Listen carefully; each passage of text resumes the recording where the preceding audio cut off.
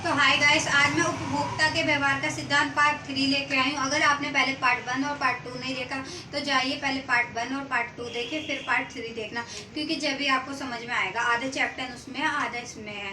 ठीक है, तो ये 12th क्लास के इकोनॉमिक वाले बच्चों के लिए है उपभोक्ता के व्यवहार का सिद्धांत पार्ट 1 में लेसन नंबर 2।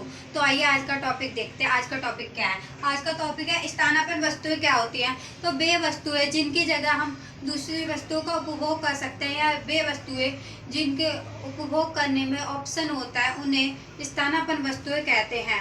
और इसमें जब एक की मात्रा में कीमत में वृद्धि होती है तो दूसरी की मात्रा बढ़ जाती है। जैसे चाय और कॉफ़ी, ठीक है, सेम सेम सी है। अगर मान लो चाय की कीमत बढ़ गई तो हम क्या कहेंगे कि चलो चाय तो महंगी है, कॉफ़ी सस्ती है, कॉफ़ी पीते हैं। तो देखो उसकी कीमत बढ़ गई, इसकी कीमत बढ़ने पे इसकी मांग बढ़ गई ना। ऐसे ही थम्स अप, पेप्सी और कोको कोला, मान लो थम्स अप महंगी हो गई तो हम कोको कोला पी लेंगे, है तो दोनों पेप्सी, क्या फ़र्क पड़ता है। और ऐसे ही अगर कोको कोला महंगी हो गई तो थम्स अप पी लेंगे, थम्स अप महंगी हो गई तो कोको कोला, या और भी ब्रांड होते हैं उन्हें पी लेंगे, लेकिन है तो पेप्सी।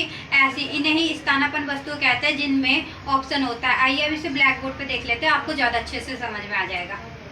देखो, वे वस्तुएं जिन वस्तुओं के उपभोग या उपयोग, मैंने आपको बताया था उपभोग बोल लो चाहे उपयोग बोल लो, बात सेम ही है, चाहे यूज बोलो, ठीक है, करने के लिए ऑप्शन या विकल्प होते हैं। अर्थात उन वस्तुओं की जगह हम दूसरी वस्तुओं का उपभोग कर सकते हैं, उन्हें स्थानापन्न वस्तुएं कहते हैं। ठीक है, उदाहरण एग्जाम्पल देख लो, चाय व कॉफ़ी, थम्स अप, पेप्सी या कोको कोला। आई होप आपको समझ में आया होगा, मैंने अभी समझाया। ठीक है, वही बात है। क्या पूरक वस्तु, पूरक वस्तु किन्हें कहते हैं? तो वे वस्तु, इनके तो नाम से पता चला, पूरक वस्तु मतलब जो एक दूसरे के बिना कार्य नहीं कर सकती, जो एक दूसरे के बिना जिनका हम उपभोग नहीं कर सकते, उन्हें पूरक वस्तु कहते हैं। जैसे कि कार में पेट्रोल, ठीक है, और पेन व इंक, वह इंक। आप देखो, आप खुद ही बताओ कि आप कार में पेट्रोल नहीं होगा तो आप उसका यूज कर सकते हो क्या? क्या आप उसे चला सकते हो बिना पेट्रोल के? नहीं ना।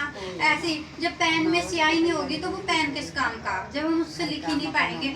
ऐसे देखो, कार के बिना पेट्रोल नहीं, पेट्रोल के बिना कार नहीं। ऐसे पेन के बिना इंक नहीं, इंक के बिना पेन नहीं। ऐसे ये एक दूसरे के पूरक है, तो इन्हें पूरक वस्तु कहते हैं। आइए ब्लैक बोर्ड पे देख लेते हैं इसे। वे वस्तु जिनका उपभोग एक साथ करना पड़ता है, अर्थात जिनका उपभोग एक दूसरे के बिना नहीं कर सकते, उन्हें पूरक वस्तु कहते हैं। जैसे कार व पेट्रोल, पेन व इंक। जो मैं आपको पूरक वस्तु समझ में आई होगी।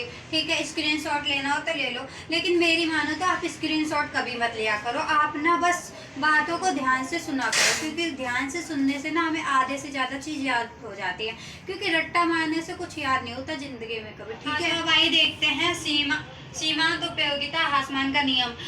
मैंने फर्स्ट पार्ट में भी समझाया था, लेकिन ये दोबारा आ गया तो चलो मैं दोबारा समझा देती हूँ। सीमांत उपयोगिता ह्रासमान का नियम वही होता है जब उपभोक्ता को संतुष्टि, जब वो वस्तु का यूज कर रहा था उसकी संतुष्टि मिल रही थी, तो जैसे जैसे वस्तु में वृद्धि हो रही थी तो वो संतुष्टि में ह्रासमान होता जा रहा था ना, मतलब संतुष्टि गिरती जा रही थी।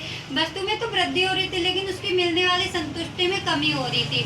वही सीमांत उपयोगिता का ह्रासमान नियम था, मैंने पार्ट फर्स्ट में समझाया था। चलो दोबारा देख लेते हैं। जैसे मान लो किसी व्यक्ति को भूख लगी है, मैंने बताया था उसे एक रोटी दी, ठीक है, एक रोटी, ठीक है, एक रोटी से उसे 20 यूटिल मिल रही थी, मतलब संतुष्ट। जैसे एक रोटी खाई उसे कितनी ज़्यादा संतुष्टि मिली, थैंक गॉड रोटी मिल गई है। तो देखो, उससे हमें 20 यूटिल मिल रही थी, ठीक है, यूटिल तो उससे 15 यूटिल मिली, ठीक है। और तीसरी रोटी दी थी तो उसे 10 यूटिल। देखो वस्तु, यहाँ पे वस्तु में तो वृद्धि हो रही है, या वस्तु 1, वस्तु 2, वस्तु 3। देखो, एक रोटी, 2 रोटी, 3 रोटी, वस्तु में वृद्धि हो रही है ना, लेकिन इससे मिलने वाली संतुष्टि मतलब यूटिल, उसमें वो गिरती जा रही है। देखो, जैसे यहाँ पे 20 थी, यहाँ पे आके 15 हो गई, यहाँ पे आके 10 हो गई, और मान लो उसने चौथी रोटी भी खाई, चौथी रोटी, ठीक है, चौथी रोटी, ठीक है, तो यहाँ पे आके 5 हो गई, तो गिरती जा रही है ना। देखो 20, 15, 10, 5, जो ये गिरती हुई का क्रम है ना, इसे सीमांत उपयोगिता ह्रासमान का नियम कहते हैं। आई होप आपको समझ में आया होगा। हाँ, तो आइए अब देख लेते हैं मांग की लोच किसे कहते हैं। मांग की लोच, तो ये जो यहाँ से शुरू हो रहा है ना, ये आपके पेपर के लिए बहुत इंपॉर्टेंट है, तो इसे आप जरा ध्यान से पढ़ना, क्योंकि पेपर में मांग की लोच बहुत ज्यादा पूछी जाती है। तो आइए देखते हैं मांग की लोच। मांग की लोच किसी वस्तु की कीमत में प्रतिशत परिवर्तन और उस किसी वस्तु की मात्रा में प्रतिशत परिवर्तन और उसकी कीमत में प्रतिशत परिवर्तन से भाग देने पर जो भागफल प्राप्त होता है ना, उसे मांग की लोच कहते हैं। तो मतलब जैसे कि जब किसी वस्तु की मांग में परिवर्तन आता है ना, जैसे पहले उसे लोग ज्यादा मांग रहे थे और बाद में उसे कम कर दिया, तो जो परिवर्तन, जो चेंज आया ना, उसमें उसका भाग और जो कीमत, पहले जो उसकी कीमत थी और उसकी कीमत में चेंज हो गया, मान लो पहले वो 10 रुपए थी, अब 5 रुपए हो गई, तो ये 5 का चेंज आया ना, तो इन दोनों के चेंज को जब भाग देते हैं ना, तो जो हमें भागफल प्राप्त होता है उसे मांग की लोच कहते हैं। तो अब इसका सूत्र देख लेते हैं। हिंदी में इसका फॉर्मूला होता है मांग में प्रतिशत परिवर्तन बटे कीमत में प्रतिशत परिवर्तन। तो जो मांग में चेंज आया है वो और जो कीमत में चेंज आया है वो, उन दोनों को भाग देने पर, ठीक है। और इसका गणितीय रूप में फॉर्मूला, मैथ के रूप में फॉर्मूला, डेल्टा क्यू बटे क्यू गुना 100, ठीक है, और डेल्टा पी बटे पी गुना 100। तो डेल्टा का मतलब क्या बताया था मैंने फर्स्ट पार्ट में, आई होप आपको याद होगा। डेल्टा का मतलब होता है चेंज, ठीक है,